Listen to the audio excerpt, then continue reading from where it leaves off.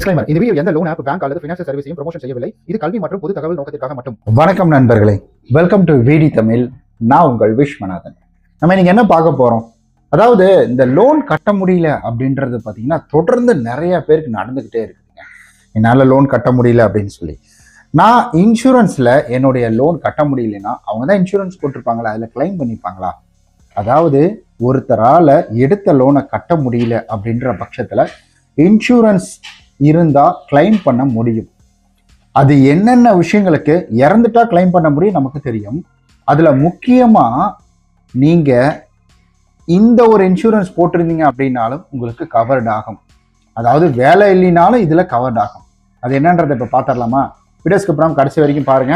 நீங்க நம்ம சேனல் புதுசா வந்திருக்கிறீங்க, நம்ம சேனல் சப்ஸ்கிரைப் பண்ணாம பார்த்துட்டு இருக்கீங்கன்னா மறக்காம சப்ஸ்கிரைப் பண்ணிட்டு பாருங்க. அதாவது இந்த கண்டென்ட் எடுத்ததுக்கு காரணமே வந்துட்டு நம்மளுடைய சப்ஸ்கிரைபர் ஒருத்தர் கேட்டுக்கிட்டே இருந்தார். ஸோ இது போல் வந்துட்டு இதை பற்றி வீடியோ போடுங்க பிரதர். நான் இது எல்லாருக்கும் தெரிஞ்ச விஷயம் தான், இது என்ன பிரதர் வீடியோ போடுறது அப்படின்ற மாதிரி கேட்டுக்கிட்டே இருந்தேன். ஓகே, அதாவது ஒரு லோன் எடுக்கும் பொழுது இன்சூரன்ஸ் அப்படின்றது கட்டாயமா அப்படின்னு கேட்டிங்கன்னா கிடையாது. அது நம்முடைய விருப்பம் தான். நம்ம அந்த ஒரு இன்சூரன்ஸ் வேணும் அப்படின்னா ஓகே வேணும், அதை கேட்டுக்கலாம். நீங்கள் அந்தந்த ஃபினான்ஷியல் கம்பெனி ஆஃபரை பொறுத்து மாறும். இல்லை அவங்களே உங்களுக்கு லோன் அப்ளை பண்ணும்பொழுது ஆப்பாக இருக்கட்டும் அல்லது வந்துட்டு உங்களுக்கு அந்த என்பிஎஃப்சி நிறுவனம் வங்கியாக இருக்கட்டும் ஆஃபர் பண்ணுவாங்க. அது உங்களுக்கு வேணும்னா டிக்ளேர் பண்ணிக்கலாம். அப்படி இல்லைன்னா டிக்ளைன் பண்ணிடலாம். இல்லை அப்பா அதெல்லாம் எனக்கு தேவையில்லப்பா அப்படின்ற மாதிரி பண்ணிடலாம். ஸோ இந்த இன்சூரன்ஸ் போடும்பொழுது என்னென்ன விஷயங்கள் கவர்ட் ஆகுது அப்படின்னு தெரியுமா? இன்சூரன்ஸில் இறந்துட்டா நம்ம இன்சூரன்ஸ் போடும்பொழுது அதை கவர் பண்ணிப்பாங்க. அதிக டென்யூரில் இதெல்லாம் பண்ணுவாங்க. இறந்துட்டா கவர் பண்ணுறதுக்கான ஆப்ஷன் இருக்குது. அதாவது வந்து டெத் இன்சூரன்ஸ் அப்படின்றது இருக்குது. அடுத்தது என்ன அப்படின்னு கேட்டிங்கன்னா, ஸோ வேலை இழப்புக்கான இன்சூரன்ஸ் அப்படின்றது இருக்குது. அதை நீங்கள் ஆட் ஆன் பண்ணியிருக்கணும். அந்த இன்சூரன்ஸை பர்டிகுலராக நீங்கள் கேட்டு தெரிஞ்சுக்கணும். அதை நீங்கள் அந்த இன்சூரன்ஸில் அவங்க சொல்கிறாங்கன்னா அதை நீங்கள் பார்த்து கன்ஃபார்ம் பண்ணணும். அதை கன்ஃபார்ம் பண்ணி அதுக்கான ப்ரூஃபை எடுத்து வச்சுக்கணும். சும்மா வாய் வார்த்தைக்கு எவ்வளோ பேர் என்ன வேணால் சொல்லிட்டு போயிடலாம். ஆனால் அது உண்மையாலுமே இருக்கா, அந்த மாதிரி இன்சூரன்ஸ் இருக்குது, பட் இவங்க போட்டிருக்காங்களா அப்படின்றத கன்ஃபார்ம் பண்ணிக்கோங்க. அடுத்தது ஒரு விபத்துனால ஏதாவது பர்மனண்டா ஒரு விஷயம் வந்துருச்சு, இப்போ ஒரு கை போயிடுச்சு, கால் போயிடுச்சு, இல்லை கண்ணு போயிடுச்சு, இந்த மாதிரி வேலை செய்ய முடியல, அந்த மாதிரி சமயத்திலையும் இந்த இன்சூரன்ஸ் அப்படின்றது கிளைம் ஆகும். ஸோ இந்த மாதிரி வந்துட்டு இன்சூரன்ஸ் இருக்கு, அதாவது லோன் பாலிசி கவர் அப்படின்னு வரும். ஸோ இந்த இன்சூரன்ஸ் அப்படின்றது இருக்கு. அப்போ நீங்க உடனடியா உங்களுடைய லோனுக்கு இன்சூரன்ஸ் போட்டிருக்கீங்களா? இப்போ ஹோம் லோன் எடுக்கிறாங்கல்ல, இந்த ஹோம் லோன் எடுக்கிறவங்க கண்டிப்பா செக் பண்ணி ஆகணும், இன்சூரன்ஸ் போட்டே ஆகணும்.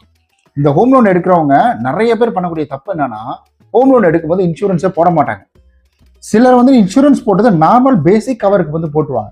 இப்போ ரீசெண்டாக கூட கேள்விப்பட்டேன் அப்படின்ற ஒரு இதுல இருந்து ஏதோ ஹோம் லோன் எடுத்து கட்டல, அவங்க வேற இதில் லோன் எடுத்திருக்காங்க, அவங்க எடுத்த லோன் கம்பெனி இந்த ஆப் வாங்கிடுச்சு, இந்த என்பிஎஃப்சி நிறுவனம் வாங்கிடுச்சு அப்படின்றதுக்காக லோன் டென்யூர் அவங்களே எக்ஸ்டெண்ட் பண்ணிட்டாங்க. லோன் எடுத்தவர் இறந்துட்டாரு, அவங்களே டென்யூர் டேட் எக்ஸ்டெண்ட் பண்ணிட்டு அவங்களுக்கு கொஞ்ச நாள் இறந்ததுல இருந்து கொஞ்ச நாள் கேட்காம விட்டு அதுக்கப்புறமா வந்து கேட்டிருக்காங்க. ஸோ ஹோம் லோன் போடும்பொழுது நிறைய விஷயங்களை கவனிக்கணும். ஃப்ளோட்டிங் இன்ட்ரெஸ்ட் பார்க்கணும், மார்க்கெட்டோட நிலவரம் தெரிஞ்சுக்கிட்டு ஃப்ளோட்டிங் இன்ட்ரெஸ்ட் போட்டால் நல்லதா இல்லை வந்து ஃபிக்ஸடு இன்ட்ரெஸ்ட் போட்டால் நல்லதா அப்படின்றத நீங்கள் பார்க்கணும். ஒருவேளை உங்களோட ஃபிக்ஸடு இன்ட்ரெஸ்ட் ஓகே, இதுதான் ஓகே, எனக்கு இந்த நாள் வந்துட்டு ஒரு 10,000 வருது, 10,000 மட்டுமே என்னால் கட்ட முடியும், எனக்கு எந்த பிரச்சனையும் இல்லைன்னா ஃபிக்ஸடுக்குள்ளே போயிடலாம். இல்லை இது 10,000 வருது, ஒருவேளை மார்க்கெட் ரேட் வந்துட்டு ஆர்பிஐ குறைச்சாங்க, அதாவது ஃப்ளோட்டிங் இன்ட்ரெஸ்ட் குறைச்சாங்க அப்படின்னா அப்போ எனக்கு இதில் குறையும் இல்லை, அதனால ஃப்ளோட்டிங் இன்ட்ரெஸ்ட் போட்டுக்கிறேன் அப்படின்னா வந்துட்டு எனக்கு குறைஞ்சதுன்னா இங்கே குறையும். ஆனால் ஏறுனுச்சுன்னா எனக்கு ஒரு 1000 ரூபாய் ஏறும், 1000 ரூபாய் நல்லா கட்ட முடியும் அப்படின்னா நீங்கள் அதுக்குள்ளே போகலாம். இதில் ரெண்டு இருக்கு. நீங்கள் சந்தை நிலவரங்கள், அதாவது மார்க்கெட்டோட நிலவரங்களை தெரிஞ்சுக்கிட்டு இந்த கான்செப்டுக்குள்ளே போகிறது நல்லது.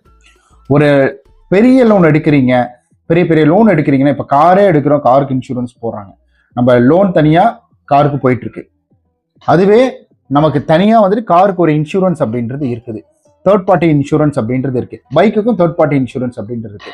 இப்போ பைக் எங்கேயா போய் இடிச்சுட்டோம் அப்படின்னா, சேதாரம் ஆயிடுச்சுன்னா அதை கொஞ்சம் கொஞ்சமாக கவர் பண்ணுறதுக்கு இருக்கு. அதே போல தான் இதுவும். நீங்கள் உங்களுக்கு இன்சூரன்ஸ் போட்டுக்கிட்டீங்கன்னா, லோன் எடுக்கிற பர்சனுக்கு இன்சூரன்ஸ் போட்டுக்கிட்டீங்கன்னா, அந்த லோன் பாலிசின்னு சொல்லி கேட்டிங்கன்னா அவங்க சொல்லுவாங்க, இந்த மாதிரி லோன் போயிட்டு இருக்கு, ஒருவேளை எங்களால் கட்ட முடியலன்னா இந்த மாதிரி சூழ்நிலை ஏதாவது கவர் பண்ணிக்கலாமா அப்படின்ற மாதிரி சொல்லி கேட்டிங்கன்னா அவங்க அதுக்கான வந்துட்டு இன்சூரன்ஸ் ஏதாவது இருந்ததுன்னா அவங்க அதில் சொல்லிடுவாங்க, இந்த இன்சூரன்ஸ் இருக்கு, இது போட்டுக்கோங்க, இது நல்லது, இந்த இன்சூரன்ஸை நீங்கள் இதில் கவர் பண்ணிக்கலாம் அப்படின்ற மாதிரி சொல்லிடுவாங்க. நீங்கள் அந்த இன்சூரன்ஸ் அப்படின்றத எடுத்துக்கலாம். வண்டி எப்படி ஆக்சிடென்ட் ஆச்சு டோட்டல் கவரேஜ் இருக்குது, ஃப்ளட்டில் போச்சுன்னா அதுக்கு ஒரு கவரேஜ் இருக்குது, இல்லை வந்துட்டு அதாவது நேச்சுரல் நம்ம புயல் வர்றது, மழை வர்றது, வெள்ளம் அடிக்கிறது, இந்த மாதிரி ஏதாவது வந்துச்சுன்னா இருக்குது, இல்லை தண்ணிக்குள்ளே விழுந்து பிடிச்சுன்னா இருக்குது, நம்மளே கொண்டு போய் தண்ணியில முழுகடிச்சிடறோம் இல்லைங்களா, கிணத்துக்குள்ள விழுறது. இப்போ ஒரு ரீசெண்டாக கூட ஒரு கார் தண்ணியில விழுந்துச்சு, கேரளாவில்னு நினைக்கிறேன்.